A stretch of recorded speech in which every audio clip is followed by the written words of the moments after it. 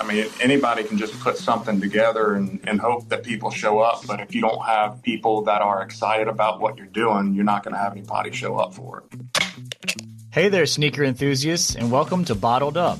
I'm your host, Andrew Allen, and today we've got something really special lined up for all you sneakerheads out there. I'm thrilled to welcome the co-founders of MS Sneaker Culture, Randy Richardson and John Carter. These guys are truly passionate about everything sneakers, including custom designs, trading, selling, and collecting. In this episode, we're learning about Randy and John's journey from basketball-loving teens to co-founders of a booming sneaker enterprise. They've created something incredibly unique in our area, one of the most happening sneaker conventions right here on the Gulf Coast.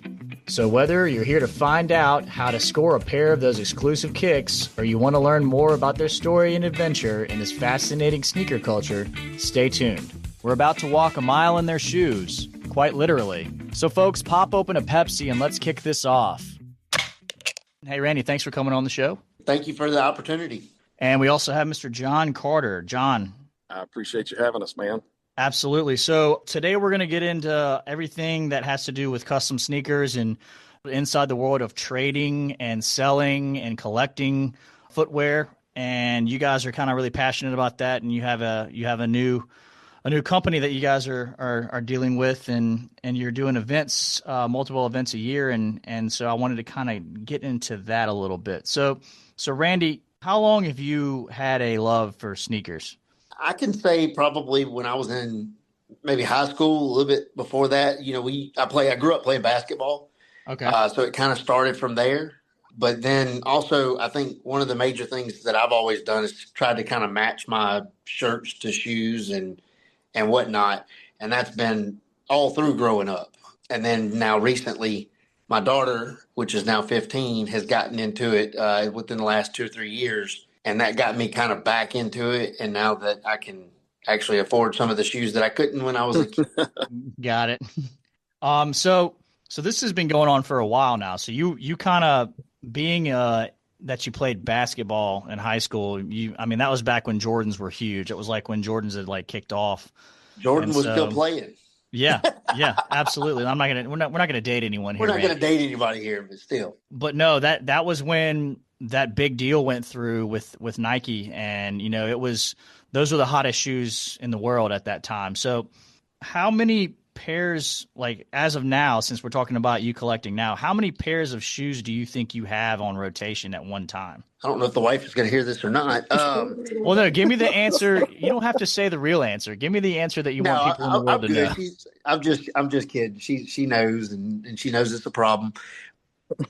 It's probably about 150 pair. Okay, that's a healthy amount of shoes, Randy. It's a lot. Well, and I imagine, okay, so some of those you're willing to trade and sell, and then some of those are going to be ones that you're just never going to get rid of. It's like shoes that you've looked for and you finally got your hands on them. So, like, how often are you rotating through pairs of shoes that you might sell, trade, or anything like that? I actually pretty regularly. I don't mind. I don't really get attached to a lot of them. Like you said, there are, I would say, probably a good 10 pair that I probably won't part with. Right. Yeah. I mean, I normally see, I collect knives, so I'm kind of in the same boat. But all of mine are in a safe in my house that only I have a combination to, so they're not out in the world where people can see. So yours are kind of out probably in the closet and have their own spot. But I think it's healthy for someone to kind of have a passion when it comes to either collecting anything, baseball cards, whatever. It's fun to have a hobby, and sneakers are something that's pretty interesting because it kind of allows you to express yourself, like you were talking about matching outfits with shoes, that kind of thing. It kind of allows you to express yourself through footwear, and whenever you meet someone else who's into shoes, you kind of have a common connection with that person. So speaking of a common connection, John, how long? I know you recently just started getting back into shoes, or were you always into shoes? Well, with the sneakers, I just recently kind of got into that. I've always loved for my feet to look good with what I got going on. So I guess it was an easy transition into the sneakers for the addiction part of it anyway. Right. So, Randy, how does it make you feel to know that you've affected John's life in a way where you've got him addicted to sneakers now? So I think from me and John's standpoint, that it makes me feel good because, I gave him just one more thing. Now, from Amy's standpoint, that may be a different conversation.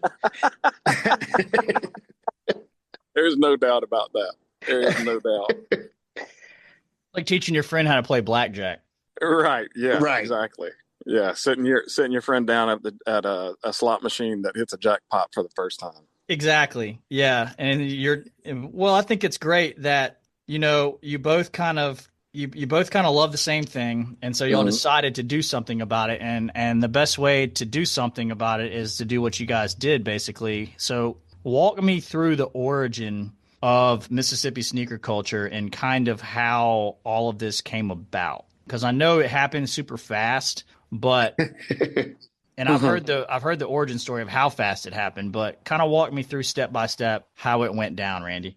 So I had been watching YouTube, of course, because that's where everything starts. And you see the conventions that go on across the country, but we don't have anything like that here. So I had done some traveling and stopped at a convention here or there, and it was something cool. Growing up, I did baseball cards with my dad, baseball and football cards, and we would go to these little baseball card shows, which people are trading, selling, buying. And the fact that people do that with tennis shoes, I was like in awe.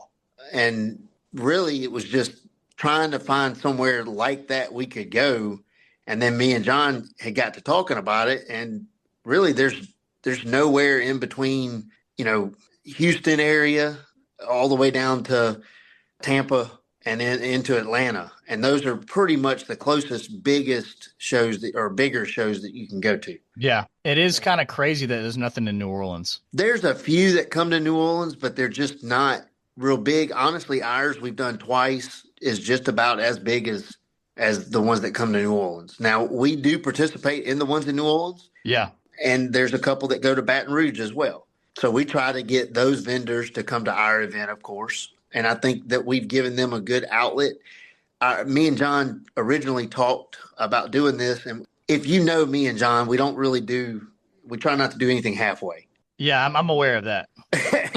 when we got started with the conversation, we want to build something that brings people to the coast, for one, because, we do have 26 miles of beachfront from bridge to bridge that nobody else has a backdrop like that's doing anything like this, close to here. And then the second thing is we want to build something and invest in something that's going to stick around and present well. So that's where we got in with finding some sponsors that, are tied into the Gulf Coast and that enjoy and deal with the tourism and bringing people here and would get behind us in something different. Right. Yeah. I mean, to be honest, when this was brought to us, I was like, man, this is kind of interesting. Because it's something highly unique to the area. I mean, normally, the events that we do down here are always like centralized around the water, fishing. There's a lot of that kind of stuff. And then you have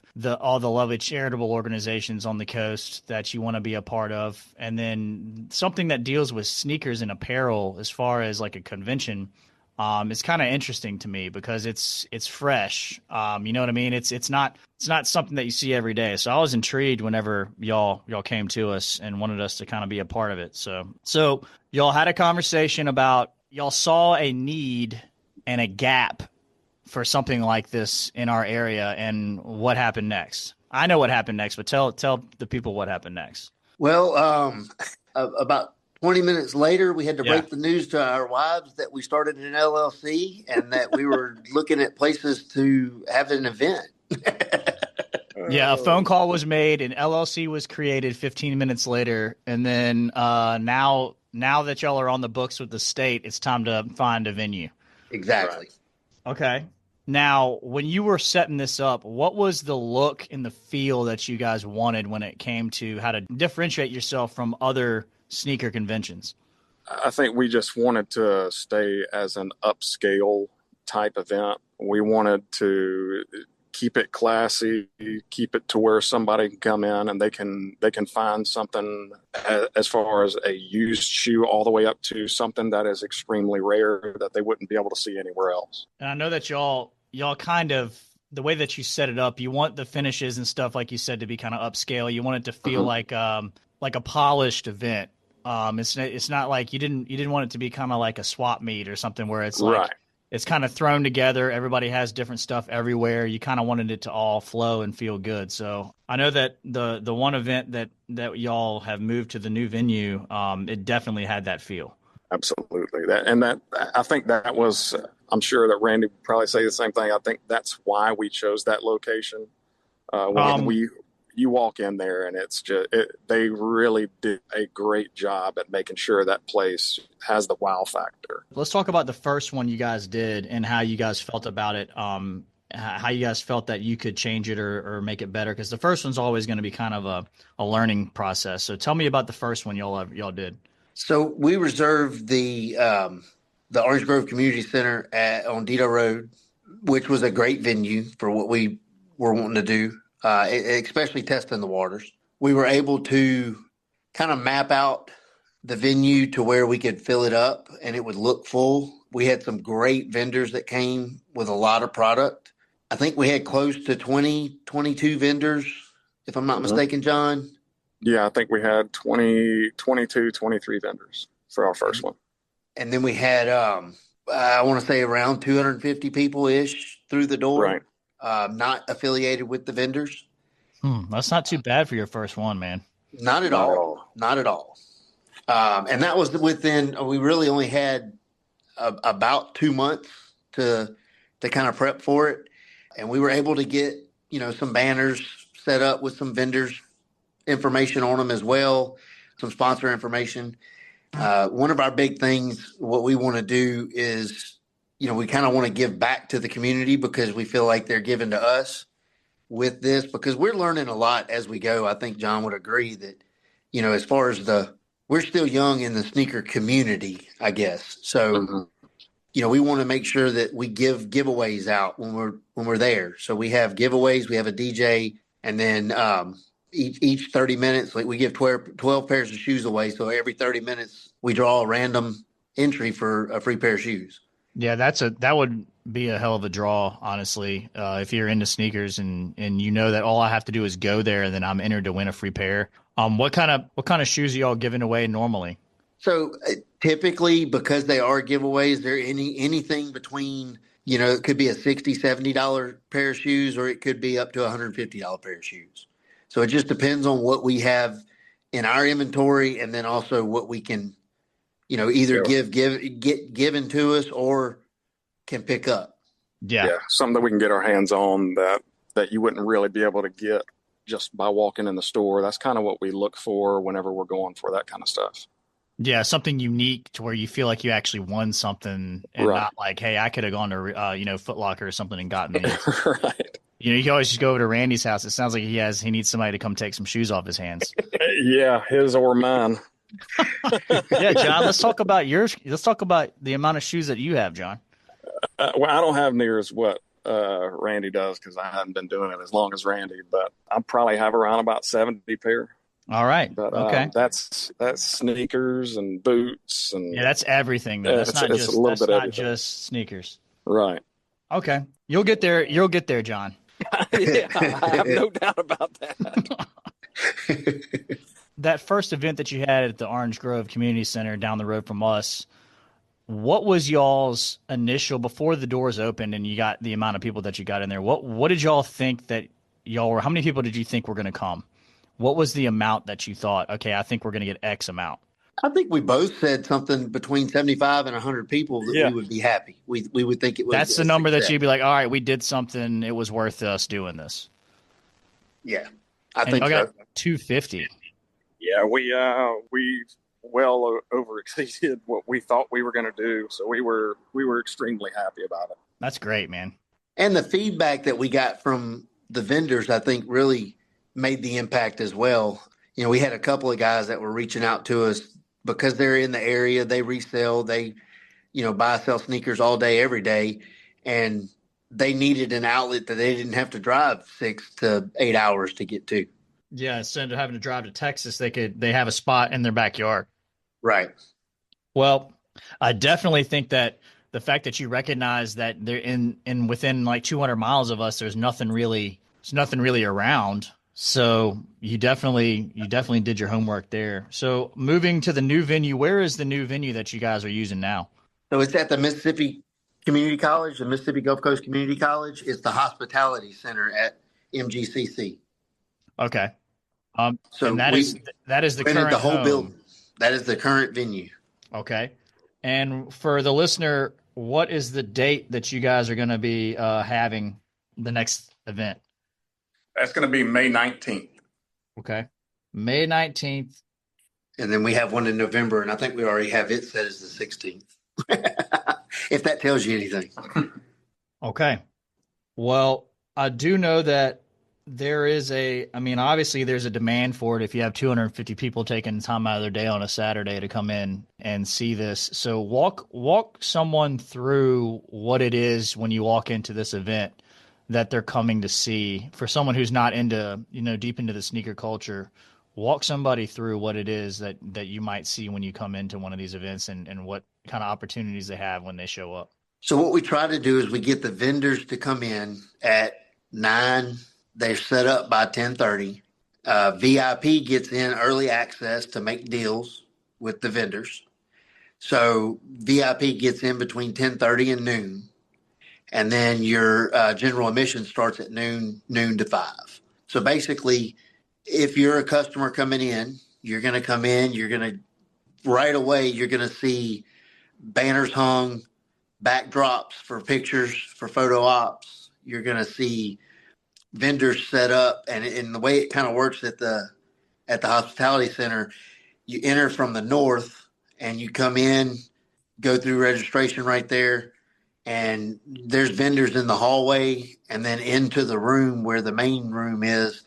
It's kind of a U-shaped venue where we can set them in on the outside, the inside, and we can fit up to probably 40 or 50 different booths, if not more. If we rearranged it, we could probably fit close to 100. Okay. So we've got room to grow. Absolutely.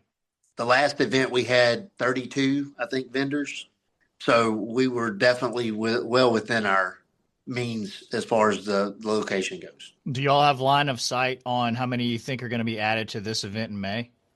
I will say this, the sneaker community, as far as the events goes, me and John have put on several events in different genres, so to speak. Yep. And I would say that the sneaker community, because of and I'll use hustle as the name. So because of the hustle of it, they're constantly turning shoes over, so they don't know what their inventory is going to be. I understand. So it's almost last minute for them to book. And that's tough for me, because I'll look at John and I'll be freaking out, and I'll be like, hey, we've only got 10 vendors. What are we going to do, or whatnot? But it hasn't failed yet, and people come through. So we've already got three or four that have already reserved tables. Okay, that's good. So this is early, and so I'm hoping somewhere around that 35 to 40. I would be happy with, but hopefully more. Yeah, I think it's an interesting that you bring that up, as far as the kind of the mindset of people who are flipping sneakers back and forth. I mean, because I guess like you said, they don't want to sit on inventory for 2 months and wait, for an event to happen. I can see how they might just be like, hey, I got XYZ. I need to go ahead and see if I can get what is the tightest you've had a vendor up to the date sign up? So morning of. We had a guy last year. He bought one table, and it was going to be him and his buddy split the table. His buddy got there and saw the way the venue was set up. We've got tablecloths on every table. We've got it. It's just like John said earlier. We're just trying to set the mindset of how it's going to exceed your expectations as far as professionalism, right? And just looking nice when you walk in. Upscale. And so he saw how it was set up. I walked him through. He went back to the front, paid for a table. That's great, man. So, I mean, that I think sets a just that's what we're trying to do. And I think the more vendors that come, the more they're going to talk to other vendors. Yeah, I think that y'all have a good thing going that I think that, the sky's the limit when it comes to growth. And luckily there's other venues on the coast whenever you guys outgrow the one you're currently in that can feed this. So I expect this thing to get pretty big, honestly, because I don't foresee people in the sneaker community going away. Oh, I agree. And new kids are born every day. Exactly we're right. we're just the old kids. Exactly right, man. Exactly right. So, I know that we have a giveaway going with you guys, and we kind of put our heads together on something that we might be appealing to somebody who's in the community who is a fan of sneakers. Do you want to go ahead and talk about what you guys put up for people to enter to win? I can kind of talk a little bit about where they can go enter to win that. Yeah, we are giving away the recently released Jordan Black Cat threes. We're going to give away a pair of those in a 11 and a half, or what we call it free size. And then we've got a black Jordan hoodie that is a Cactus Jack Travis Scott collab. That one, we're going to be giving that away as well. And then with that, we also have a New Era fitted cap collab by Rahini out of California, which is a very, very limited edition ball cap that people stood in line for hours and hours and hours just to have a chance to buy it. So it's all three of them. All three of the items are great items that are very popular in the sneaker community. Yeah, it sounds like an ultra custom fit, basically. Yeah, absolutely. And we're gonna be giving that away. Doesn't it come? You have to be present at SneakerCon. If you enter to win this, which I'll tell you how you can do that in a little bit. If you enter to win this, you have to be present at the convention. Correct. To win. So yes, it's free to register to win the actual packet. But yes, it's only $10 to get into the event, so it's not very expensive. But you do have to be present to win. And I think the game plan as of now is to draw around 3:00. Mm-hmm. Okay. All right. So the way that you're going to enter to win is we have local grocery stores that are going to be having these that are going to have display pieces up, and it's going to be on a Sunkist display. So when I say local grocery, I mean, your Frugals, your Food Giant, your Nikos, your Piggly Wiggly, anything that's a locally owned grocery store, you're going to be able to enter to win there. There'll be a QR code on the signage. There'll be a picture of what the fit actually looks like, and there'll be event times and dates. So you'll be able to see when to show up to pick up your outfit. So be on the lookout for that. And we want as many people to enter to win as possible, because that way it'll make it interesting at the actual event. Absolutely. Yeah, absolutely. It would be really cool. I'd love to see hundreds of people standing there waiting to see if they won that or not. I mean, because what you just described, John, was, I mean, to get all those three things at one time, you'd have to do the amount of time it would take you to wait to buy all those. 100%. I mean, it'd be a 2 or 3 days just of waiting. The cap alone you cannot find. Yeah, I've tried to find it on eBay, and you can't even find them for sale anywhere. So, I mean, it's hats that people are holding on to for a long time. So they'll have a really cool piece to add to their collection. I think that's great, man. So I want to ask you a few questions about when it comes to running an event like this, and then I'm going to ask you a couple of questions about just sneakers in general, because I'm a layman. I don't really know much about them. If I'm not wearing work boots, I'm wearing flip-flops or something like that. So, okay, so putting on an event like this, I know that you guys have y'all are working men as well. You have multiple responsibilities. John, I know that you're slammed with multiple responsibilities. How do you balance the amount of time it takes to do something like this, and what are some tips? Like if someone was wanting to put an event on and, they're like, well, it's impossible. There's no way I could do this, blah, blah, blah. Just the operational side of putting something like this on logistically, what would be some tips that you would offer up to anybody who wanted to do something like this? It could be video games. It could be whatever. What would you recommend? My number one recommendation is having people around you that you can trust and know that if you can't be there, the job's going to get done regardless because they have the same mindset as you do, as you want things to be done the right way. And I've never had to worry about any of that because I've got Randy, and me and Randy have a Marcella. Well, there you go. So other than finding somebody that you're like, all right, I know that it's going to get done because of XYZ, what else would you recommend as far as, like, let's say I'm a guy and I want to get into like retro video games. Like I want to give away N64 cartridges, or I want to get like a gaming con together on the coast. Like how would you recommend the first step? I mean, I guess it would be filing it for an LLC on it.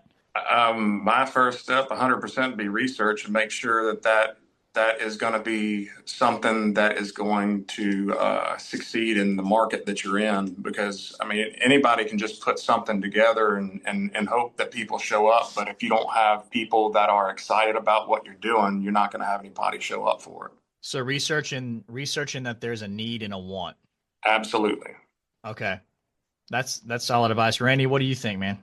I think that, and then what I will say is even, and this may apply more so after your first one, but I would say make sure you invest in it if you want it to grow. Like, me and John talked about from the jump, hopefully, yes, one day we make money off of it. That'd be great.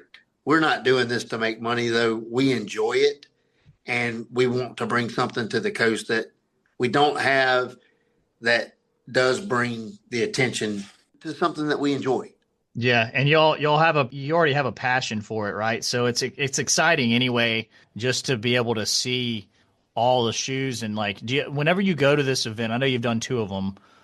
Have you ever just walked around and be like, man, look at those? Like I never thought I'd see a pair of XYZ. You know what I mean? Has that happened when you walk around? Every single time we do one. Absolutely. Even like, my dad helps us out. He'll come and set up and tear down and walk around and, help at the front gate. And, I call him deputy dog. He'll kind of do security to where he makes sure that nobody's, acting a fool or anything like that. So right. he comes and helps us. And we had 2 guys come to the event last time. I guess it was probably around 2:00 in the afternoon, and they wheeled a little cart in. And they probably had, if I had to guess, $25,000, maybe $30,000 worth of sneakers in this little cart.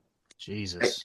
They had a pair of Louis Vuitton Air Force Ones. They had several pair of Off-Whites, Travis Scotts. I mean, they had just all kinds of stuff, but they went around. They're in the process of opening their shop. And so they were there to purchase product. So they went to every table and they spent a lot of money. Mm-hmm. So my dad looks at me and he says, what are these little, of course, everybody's a little kid to him, but he's like, what are these 2 little kids doing with all this money? I'm like, Pops, that's what they do. They sell sneakers. They're here to buy, to resell. It's wild, kind of, I would just say reinvest. And then you want to make sure that you draw that crowd, because that's whether it be gaming, whether it be, sneakers, whatever, you just want to make sure that you can draw that upscale crowd. Yeah. You got to make sure you treat people correct. You got to make sure Absolutely. you treat people right. Make sure that, you can't get into something to try and make a quick buck. You get into something because you believe in it. Yeah, John, you and I kind of know that goes with everything. Absolutely. Yep. The golden rule applies. Exactly, and that goes with everything. If you're in it for if you're in it for bad reasons, then it's not going to work out. It might work out the first time, but you're going to start to be like, well, why ain't anybody showing up? It's because they realize that you're not in it for good reasons. Right. So I do think that 100% applies. Let me ask y'all a question. Okay, so do y'all ever order sneakers online? Yes. Okay, so how do you know that you're ordering something that's legit and not a fake online? You have to order it through the correct channels. So you go through GOAT or I go through GOAT or eBay, because their authentication process is by far the most trusted out of anyone. Okay. So it would be highly difficult for somebody to put a pair of fakes on like eBay, for instance. No, it's not. They do it all the time, but it has to go through an authentication process. And so when it gets shipped to the authenticator and they see that it's not a legitimate pair of Nikes or Adidas or whatever it is that you're selling, they will ship it back to you and cancel the order. Okay. So you have a layer of protection. Right. Got it.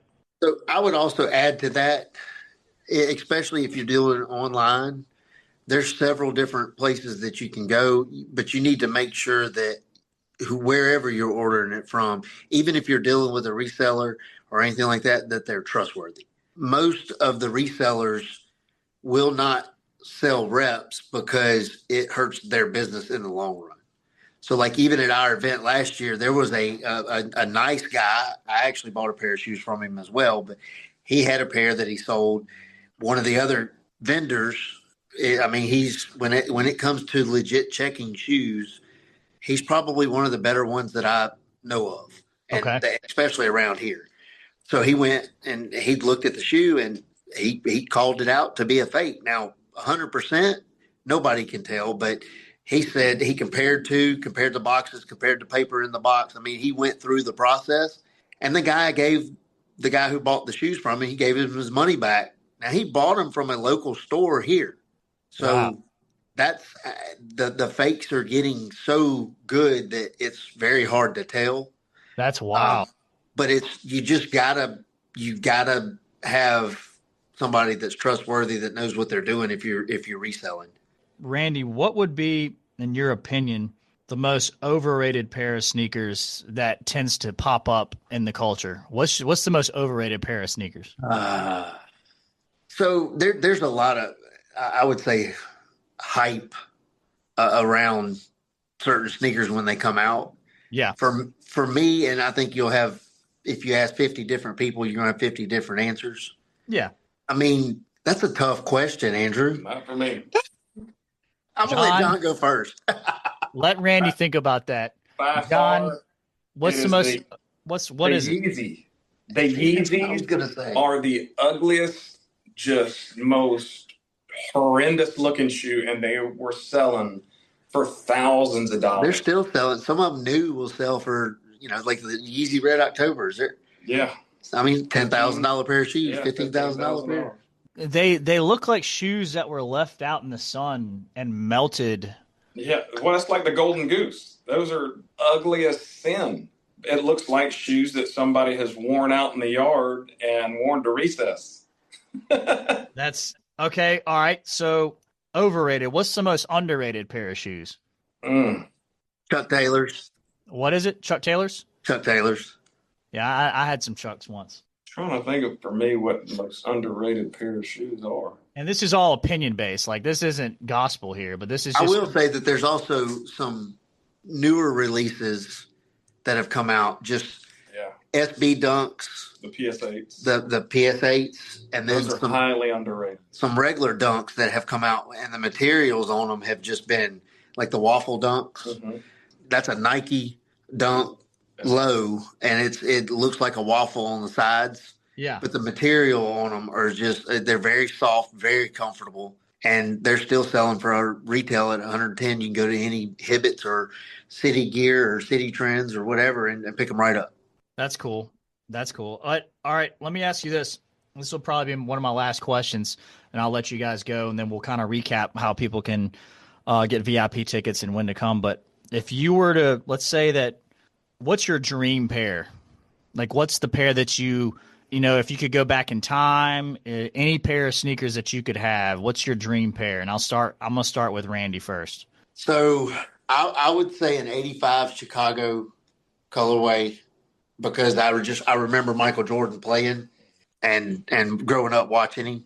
So I would probably say a Air Jordan 1 85 Chicago colorway. That's awesome. That's a solid choice. I'm not even in sneakers, and I'd say that's a solid choice.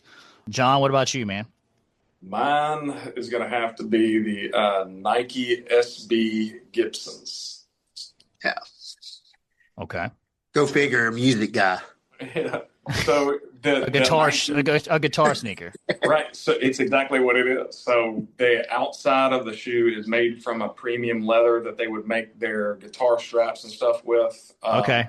but a lot softer. And then on the inside is like the inside of a guitar case, how they have that. Yeah, the it's like the velvet. Right. Like, Yes. So the inside is like that, only it's like that pink. Dude, it's really really cool. It's a great pair of shoes. A good friend of ours that we're actually doing the sneaker con in Houston with at the end of the month. He has a pair, and he brought them to me and showed them off. And ever since then, that's all I dream about. I'm surprised you didn't seal the deal right there, John. Well, he wasn't His were a little selling them. worn. His were a little bit worn. I don't. I mean, look, I'll wear my shoes. I wear all of my shoes. But So you don't have any pairs that Randy is that the same way you are? Do you wear all of them? For the most part. Yeah, for them, there's only a few pair of shoes that I own that I have not put on my feet yet, and that's only just because they are extremely rare, and I'm the only person that I've seen with them. Got it. My situation is I just hadn't had an opportunity yet. Yeah. I'm going to put them on foot if I bought them. Yeah, I think that's a good way to be, man. Well, I appreciate the time discussing this. It's an interesting topic, man. I'm interested in to see how well the event goes in May. I know it's going to be a success because we're kind of getting out ahead of it.